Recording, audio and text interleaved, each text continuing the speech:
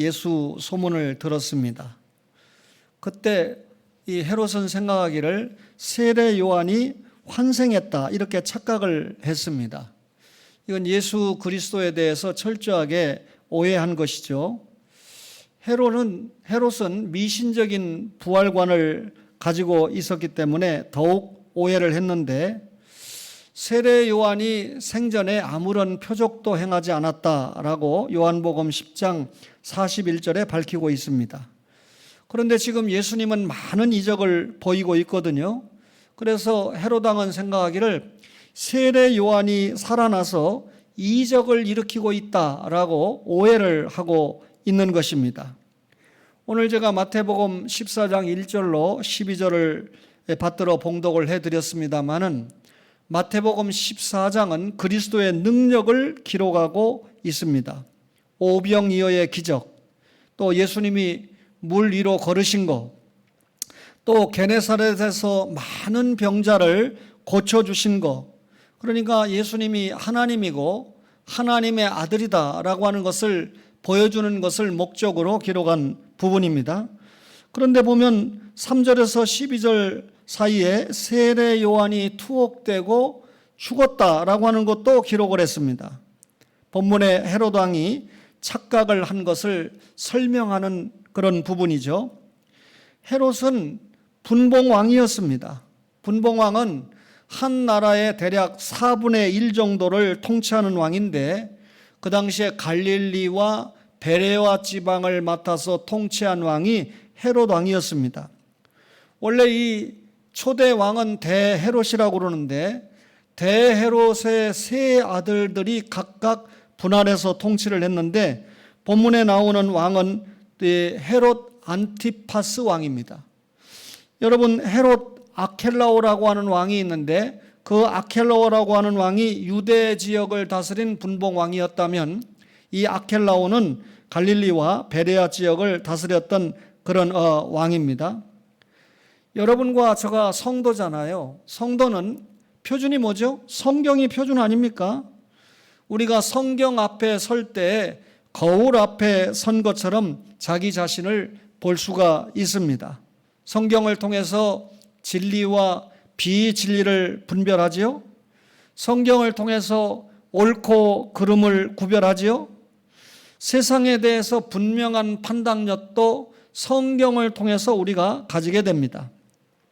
성경에 비추어 보면 잘못함이 보일 때 우리는 옳지 않습니다 라고 정확하게 항의할 줄 알아야 됩니다.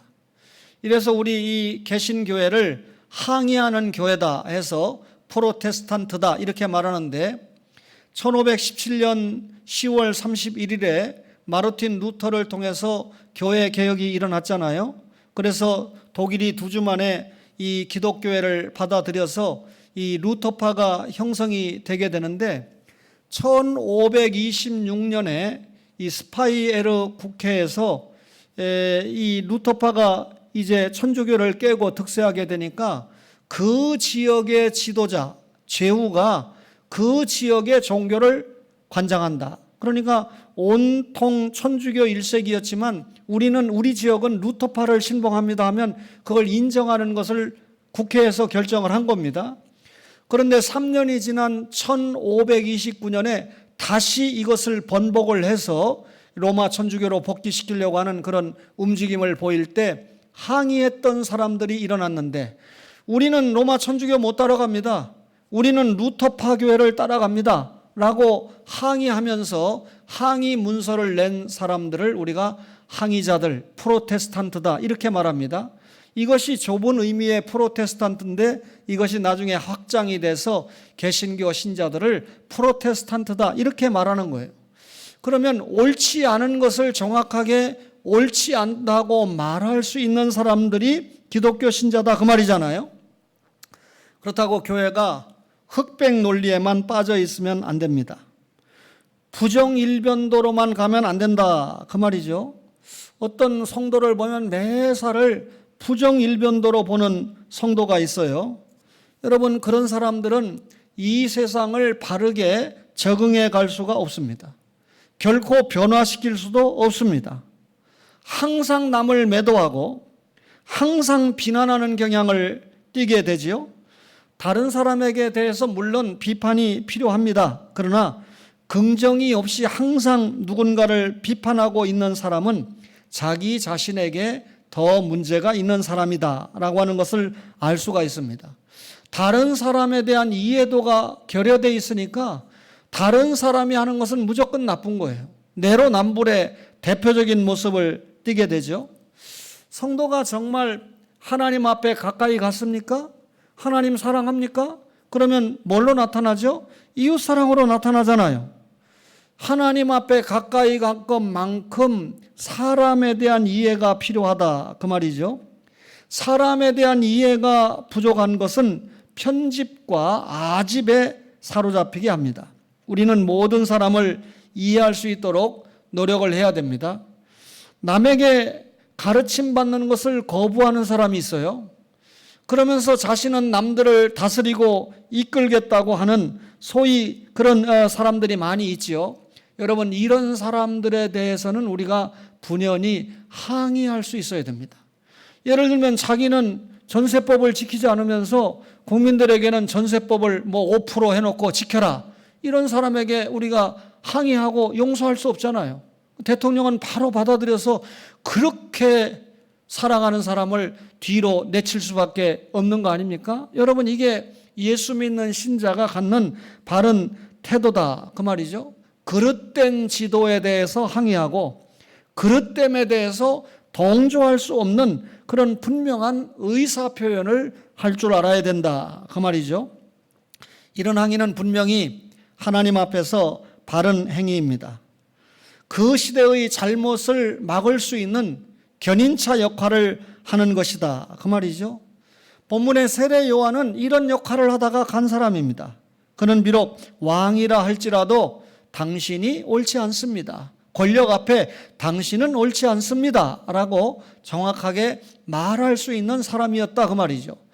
이 말이 무슨 말일까요? 죄를 지적하는 음성입니다. 마태복음 14장 4절에 이는 요한이 헤롯에게 말하되 당신이 그 여자를 차지한 것이 옳지 않다 하였음이라 라고 기록했습니다. 당신이 옳지 않다, 한마디로 세례 요한이 헤롯 임금의 죄를 지적하는 소리 아닙니까? 이 당시에는 로마 제국이 세계를 제패하고 있었잖아요. 로마의 황제가 지금 헤롯 안티파스를 갈릴리와 베레아 지역의 분봉왕으로 세웠다는 거죠. 당시 이 헤롯 왕은 아랍 왕의 딸을 아내로 맞이하고 살고 있었습니다. 한때 이 헤롯이 로마를 여행을 한 적이 있는데, 여러분, 이 대헤롯의 아들 가운데 대헤롯이 부인이 적어도 6명 이상 있는데 세 번째 부인을 통해서 난 것이 이 살로메의 남편입니다. 그리고 네 번째 부인인 미리암네라고 하는 여인을 통해서 난 것이 오늘 헤롯 안티파스인데, 헤롯 안티파스가 이 살로메의 남편보다 형이 되니까 아버지는 같지만 어머니는 다른 이복 형제가 되는 것이죠. 여러분이 이제 정확하게 이해를 했습니다. 그런데 이 헤롯 안티파스가 로마에 이 여행을 하게 됐는데 자기의 이복 동생의 아내인 이 헤로디아가 너무 예쁜 거예요. 그러니까 소위 괴수에 대해서 음욕을 품게 됐죠. 그러면 괴수라도 좀 정신을 차려야 되는데 이 미모를 갖춘 매력적인 여인이 헤롯 왕이 가진 권력과 권세, 그 영화에 대단히 흠모하는 마음을 가지게 됐습니다.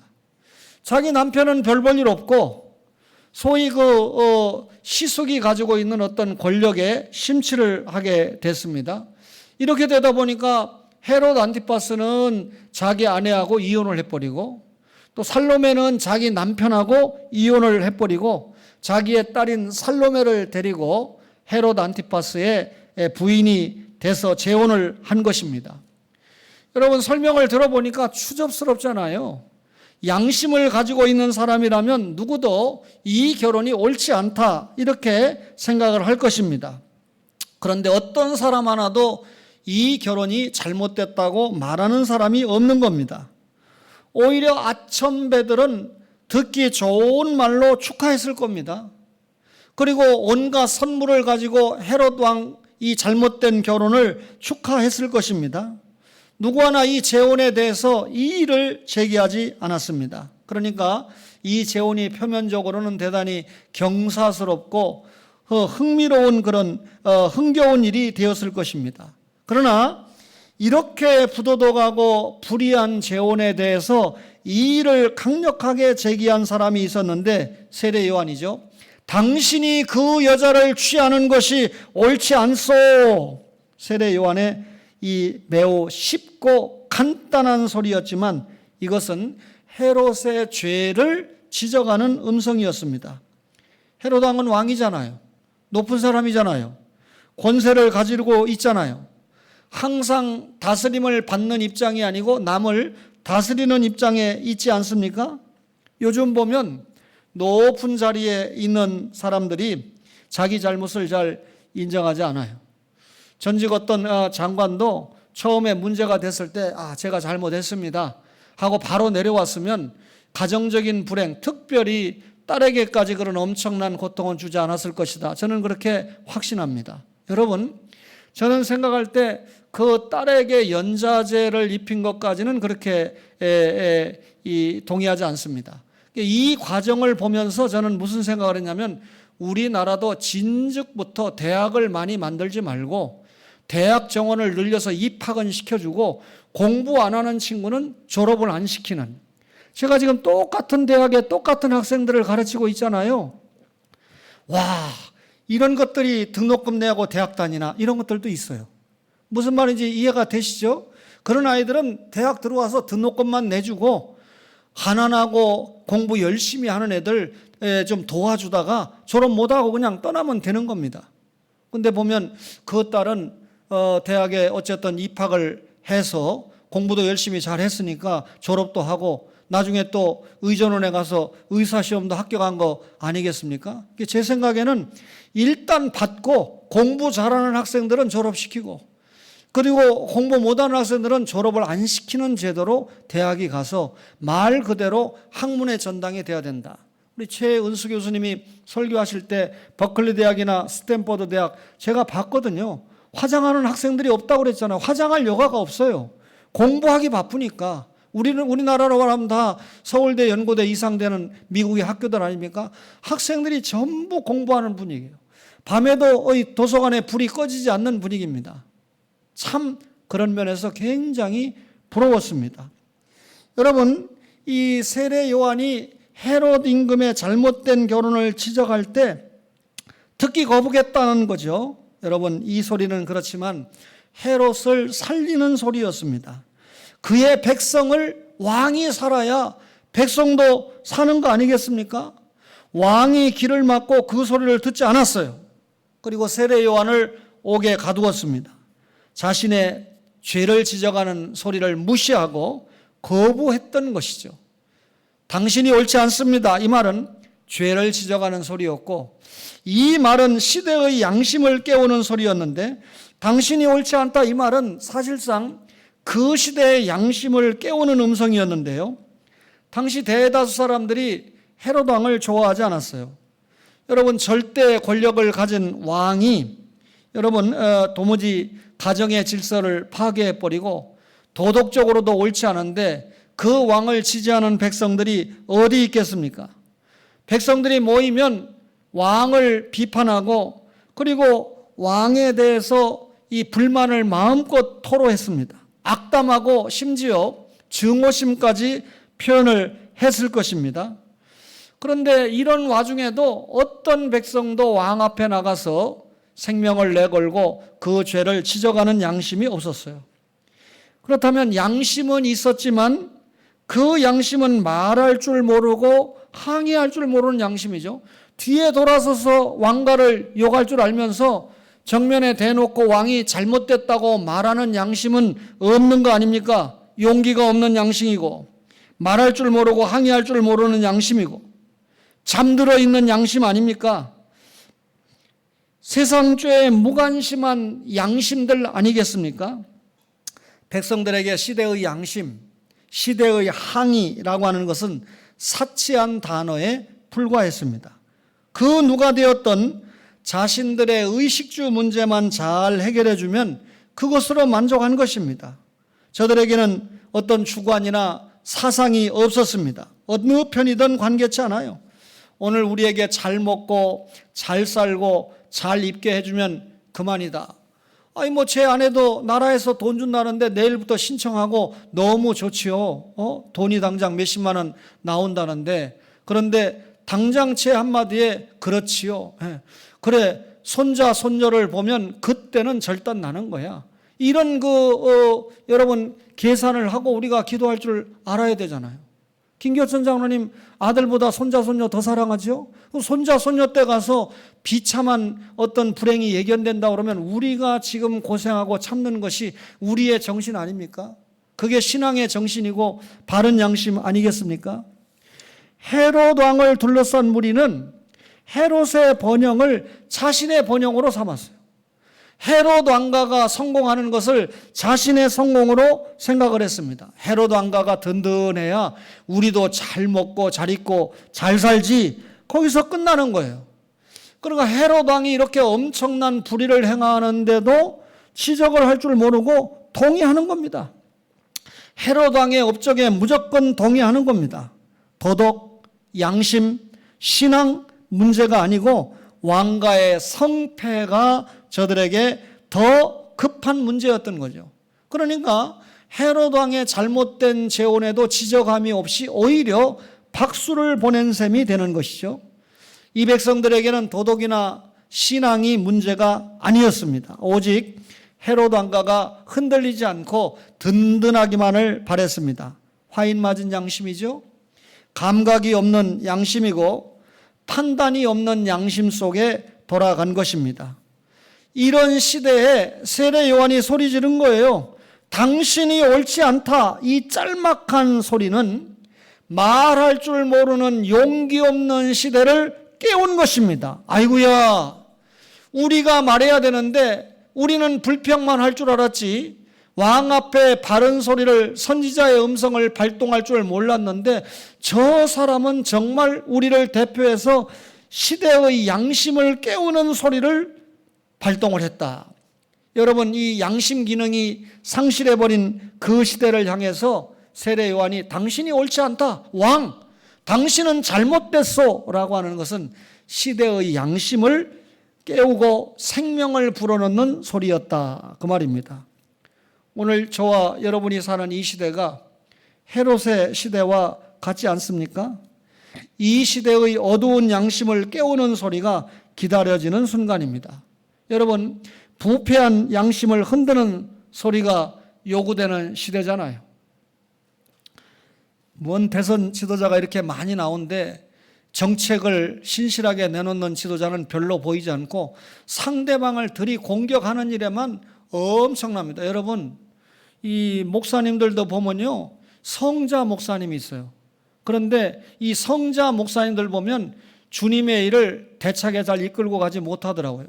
목사님, 교회 빚이 얼마입니까? 그런 건 저 잘 모릅니다. 장로님들이 하는 일이죠. 근데 나중에 보면 용서하세요, 장로님들이 몇십억씩 해먹는 거예요. 뭔 말인지 이해가 되십니까? 목사가 다 교회 재정 돌아가는 거 알고 훤하게 장로님들이 일을 하지만 지도를 하고 결제해야 한 주라도 펑크가 나면 문제를 해결해서 되돌릴 거 아닙니까? 그런데 완전히 성자니까 나는 설교만 하고 기도만 합니다 해서 교회 재정 관여 안 해가지고 무슨 교회 내가 선호교회, 우리 교단에서, 다른 교단은 내가 잘 모르고 우리 작은 교단만 해서도 장로님들이 사업적으로 돌린 교회를 내가 몇 교회나 알고 있습니다. 참 불행한 경우죠. 그러니까 여러분, 그런 것으로 우리가 평가 기준을 삼으면 안 된다는 것입니다.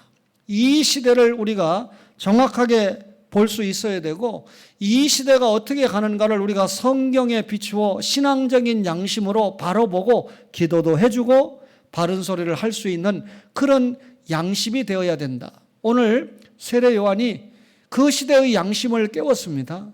오늘 여러분과 저가 세례 요한이 되어서 이 험악한 이 시대의 양심을 깨우는 그런 은혜가 있기를 바랍니다.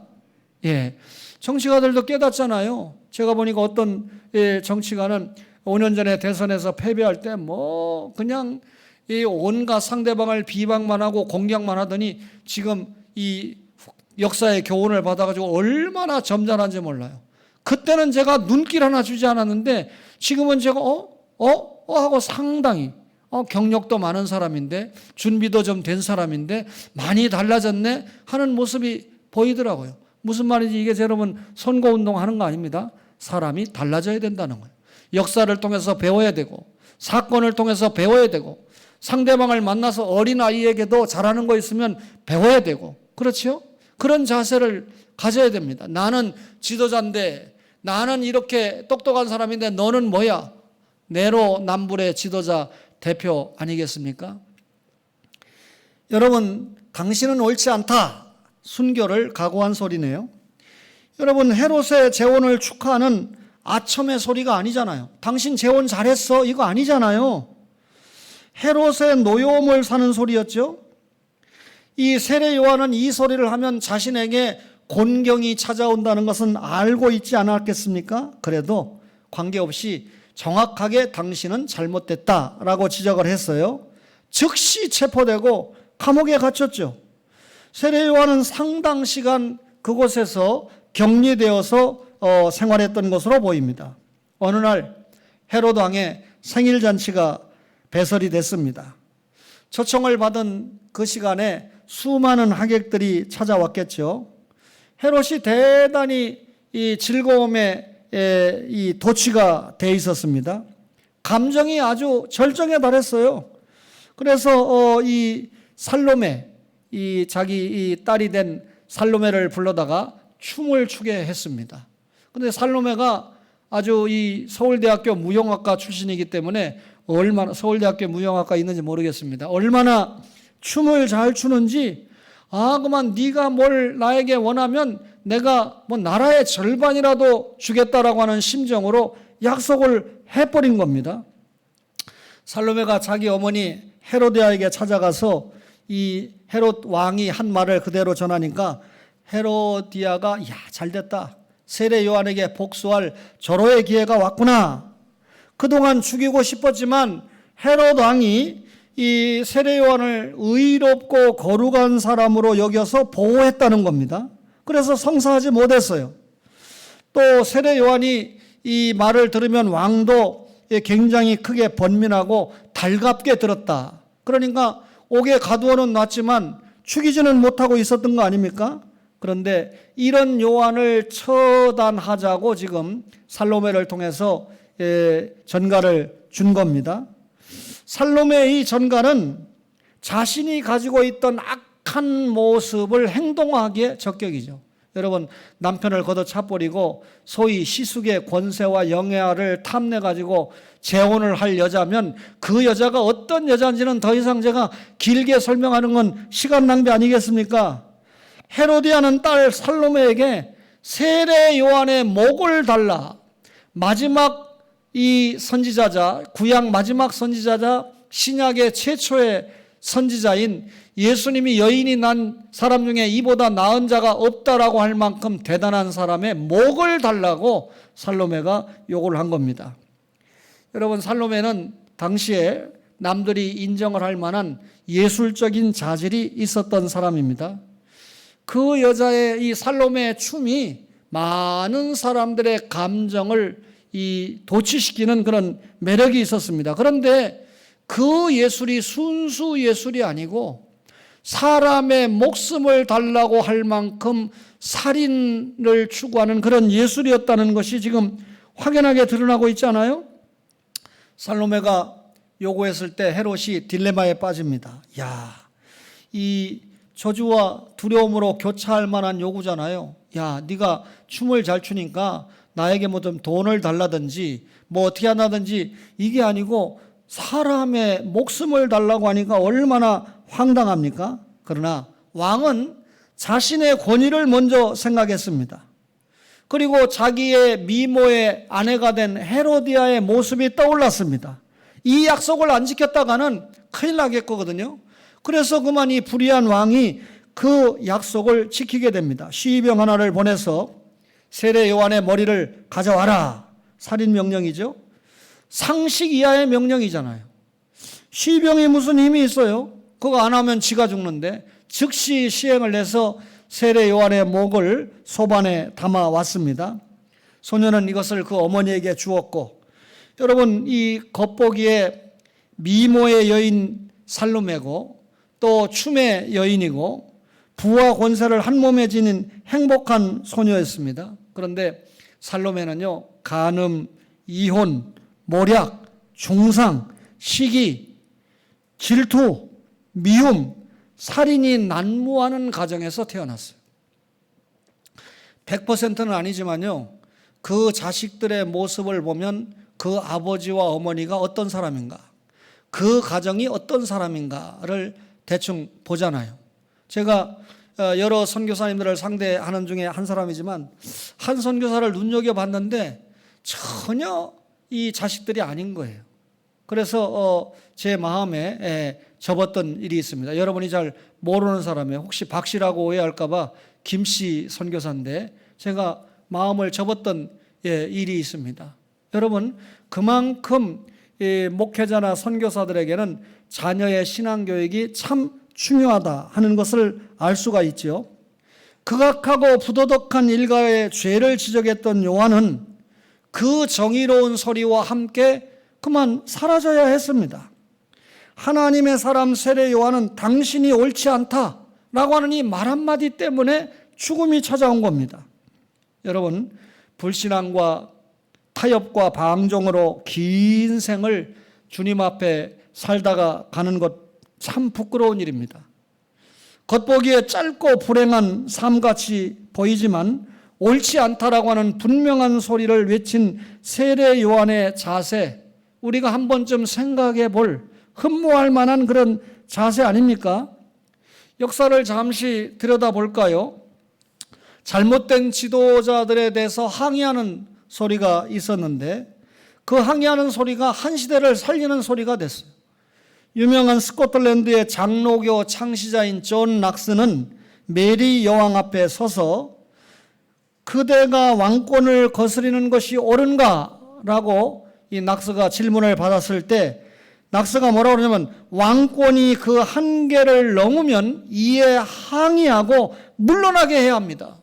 왕이 잘못 가면 우리는 항의합니다. 그 말이잖아요. 영국의 헨리 8세가 왕이 됐어요. 그리고 죽었어요. 그 아들 에드워드 6세가 왕이 됐는데 8살에 왕이 돼서 불행하게도 14살에 죽었잖아요. 그 에드워드는 친기독교 정책을 폈던 중요한 왕입니다. 이 왕이 너무 빨리 죽으니까 이제 영국에서 처음으로 메리라고 하는 여자가 왕이 된 겁니다. 여자가 왕이 된 겁니다. 근데 이 메리는 자기 어머니가 이 천주교 신자였는데 아버지가 천주교 이 교리를 위반하고 천주교 신앙을 버렸기 때문에 지 어머니가 버림을 당했다라고 생각하니까 친천주교로 영국을 돌리는 정책을 하면서 기독교 지도자들을 엄청나게 숙청하고 죽였습니다. 이때 스코틀랜드의 낙스가 이렇게 친천주교로 복귀하면서 사람들을 무자비하게 죽이는 당신의 왕명을 따르는 것은 옳지 않다라고 항의를 했던 겁니다. 그때 메리가 이후에 죽고 엘리자베스가 왕이 되니까 야, 에드워드는 친기독교, 이복 언니인 메리는 친천주교, 이게 나라가 맨날 싸우고 혼란하다. 그러니까 천주교와 기독교를 짬뽕해서 만든 게 영국의 성공회 아닙니까? 그 성공회가 싫다고 우리는 진짜 신앙 지키겠다고 미국으로 건너간 사람들이 청교도고 그들이 세운 나라가 오늘 청교도의 나라 미국이 되는 거 아니겠습니까? 스코틀랜드의 낙스는 이 서슬이 시퍼런 이 여왕 앞에서 당신이 잘못된 길을 갈 때 우리는 항의한다라고 정확하게 대답을 했는데 스코틀랜드의 역사를 얼마나 멋지게 바꾸었습니까? 여러분 우리나라도 일제 신사참배를 통해서 탄압을 엄청나게 받았잖아요. 그럼 미국의 이 선교사들이 우리나라에 왔을 때 이 미국은 청교도들이 세운 나라니까 정치와 종교를 분리하는 정책을 헌법에 명시를 했습니다. 그렇잖아요. 영국의 성공회가 정치하는 왕이 종교도 지 손아귀에 넣고 주무른다는 게 성공이 아니겠어요? 그러니까 이걸 반대해서 미국에 갔으니까 이분들은 정치와 종교의 분리를 선언했고, 이 정책이 우리나라에도 그대로 적용이 되지 않았습니까? 이 영향을 받은 미국의 선교사들이 조선에 선교하러 왔을 때 정치와 종교의 분리를 생각하니까 선교사들 가운데 대다수가 이 일본의 이 신앙적인 탄압에 대해서는 반대를 했지만 정치적인 탄압에 대해서는 몸으로 그렇게 직접 나선 일이 흔치 않았던 겁니다. 무슨 말인지 이해가 되십니까? 그러니까 일본이 신사참배를 요구할 때 한국 교회가 신앙적으로 거부할 때는 이게 정치와 종교의 분리 문제에서 정치 문제가 아니고 종교적인 문제니까 선교사들이 적극 협력하고 돕다가 1941년에 일제로부터 완전 추방을 당했던 겁니다. 그러니까 여러분, 이 선교사들이 그때 정치와 종교가 분리된다고 하지만 딱한 조선을 향해서 좀 더 정치적으로 힘을 실어줬다면 조금 더 다른 어떤 역사가 전개됐을 것이다 라고 하는 판단은 분명히 됩니다. 신사참배 문제하면 여러분 누구죠? 철은 철인데 무슨 철? 주기철 목사님을 여러분이 생각하죠? 그분이 예언자의 권능이라는 설교를 통해서 일사각오라고 하는 제목으로 이 주제를 가지고 설교를 했습니다. 신사참배 우리 못한다. 죽을 각오를 하고 신앙을 지킨다, 그 말이잖아요. 1939년 8월에 일제로부터 너 설교 그만해. 그러니까 주기철 목사님이 야, 우리 내 설교권을 하나님께 받은 것이지 네가 하나님께 받은 설교권을 하라 말라 할 이유가 뭐 있느냐. 그러니까 너 설교하면 내가 잡아갈 거야. 그러니까 설교는 내가 할 일이고 잡아가는 일은 네가 할 일이지. 그래서 이게 3차로 검속됐을 때 했던 말입니다. 주기철 목사님이 4차로 또 검속이 돼가지고 엄청나게 환난과 핍박을 받고 1944년 4월 13일 해방을 약 1년에 앞두고 순교를 당하지 않았습니까? 여러분, 이 주기철 목사님이 일사각오의 정신은 신사참배는 죄다라고 하는 것을 지적을 했던 것입니다. 이거 시대의 양심을 깨운 소리잖아요. 교회가 정신 차려야 되고 지도자들이 정신 차려야 되잖아요. 절대 다수의 교회들과 지도자들이 신사참배 했잖아요. 고신교단은 신사참배 안 했다고 자랑하고 그보다 훨씬 큰 교단들은 신사참배한 교단이라고 지금 우리가 공격하잖아요. 제가 내일 그래, 용서하세요. 한상동 그만 울어먹고 지금 하는 목사들이 똑바로 하자 하는 글을 제가 내일 발표를 합니다. 한상동 목사님 훌륭하죠. 그런데 그것만 울어먹었지 그가 남긴 신앙 정신을 이어간다는 표는 곳곳에 별로 드러나지 않는 것을 제가 지적한 겁니다. 용서하세요. 내로남불 될까 봐 굉장히 조심하면서 설교합니다. 우리는요, 언제부턴가 적당히 타협하는 습관이 있어요. 죄와 타협하고 불의와 타협하고 나는 이렇게 해도 되지만 다른 사람이 하면 안 되지. 이런 또 시대가 잘못돼도 잘못됐다고 말 한마디도 못하는 그런 사람이 되고 있습니다. 세상이 왜 이렇게 타락합니까? 예수 믿는 신자들이 사명을 바로 감당하지 못하는 것도 책임이 있지 않겠어요? 예수 믿는 신자들이 옳지 않다, 그건 아니다 소리를 지르지 못하기 때문에 그렇습니다. 여러분, 빛이 어두움에 파묻혀버린 그런 시대를 우리가 살고 있습니다. 죄를 지적해야 될 성도들이 오히려 죄를 짓고 있는 불신자들에게 지적질을 당하고 있는, 교회가 뭐 그래, 교회들이가 뭐 그따위야, 이 소리 듣고 있잖아요. 그렇다면 오늘날 세례 요한이 교회 안에 있는가? 우리가 세례 요한이 되어야 됩니다. 죄를 지적하고 시대의 양심을 깨우는 복음의 나팔이 되어야 됩니다. 그러기 위해서는 우리의 삶이 뒷받침돼야 돼요.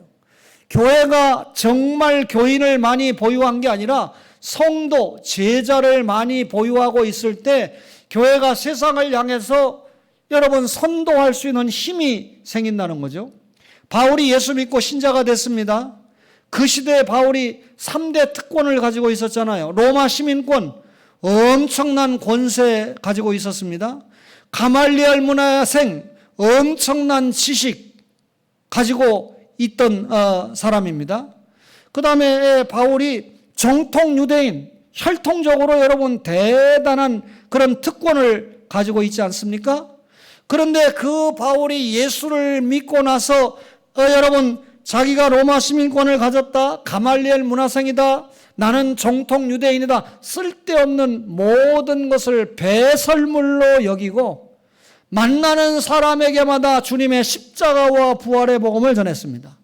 정부의 칼로 저항하지 않고, 여러분 이 로마서 13장 1절에 보면 위에 있는 권세에 복종하면서 하나님의 말씀 전하는 일에만 전력했습니다. 그가 로마로 붙잡혀가다가 베스도 총독 앞에 섰을 때 베스도가 바울아 너는 미쳤도다. 성경에 그렇게 되지만 바울아 너 미친놈이구나. 네 많은 지식이 너를 미치게 만들었구나 했지만 바울이 왜 그런 소리 들었어요? 복음 전하니까 야 네가 가말리엘 문화생이고 로마 시민권도 있고 정통 유대인이고 똑똑한 놈인 줄 알았는데 아주 이거 미친놈이구만 그 말인데 사실은 바울이 미쳤다 소리를 들으면서도 전한 그 복음이 로마를 적셨고 아시아를 적셨고 여러분 유럽을 적시고 또 인근 아프리카까지 복음이 들어가게 해서 세계 선교를 이루어내는 엄청난 발판을 만들지 않았습니까? 여러분 이렇게 그 시대를 향해서 바른 복음을 전하고 바른 항의를 할 때, 바른 처신을 할 때 세상은 변하는 겁니다. 교회 개혁을 통해서 마르틴 루터가 독일어가 아닌 라틴어로 95개조 반박문을 걸었을 때 천주교가 무너지고 하나님이 본래 계획했던 기독교가 찾아진 겁니다. 그렇죠? 주기철 목사님이 신사참배 반대하고 순교하셨을 때 한국교회는 신사참배 안 하는 것이 정도고 진리의 말씀이라는 걸 깨닫고 지금까지도 제가 이런 예화를 사용하고 있습니다. 엄청난 변화를 가져온 것 아니겠습니까? 분명한 것은 좋은 교단에 속한 바른 교회에서 우리가 앉아 있습니다. 앉아 있는 여러분과 저가 하나님의 말씀 앞에 신앙의 정도를 세우고 그리고 진실한 성도가 돼서 하나님께 영광을 돌리는 이 시대를 향해서 당신이 옳지 않다. 예배 제한을 하는 당신은 옳지 않다. 이 방역 때문에 좀 우리가 한치 물러서 이해를 한다고 해도 근본적인 생각이 기독교에 대해서 긍정적이지 않고 다른 생각을 하는 당신은 옳지 않다. 천주교가 기독교 맞습니까? 청와대 대통령이 천주교 신자라 하는데 청와대 대통령이 기독교에 대해서 이렇게 좀 바른 대우를 하지 않는데도 천주교가 살았는지 죽었는지 저는 요즘 알지를 못합니다. 옛날에는 정의사회 구제단이 구연단이 좀 목소리도 크고 그랬는데 예수 믿는 여러분과 제가 당신이 옳지 않다. 이 말씀 잘 깨닫고 생활에서 승리하는 여러분과 저가 되기를 간절히 바랍니다.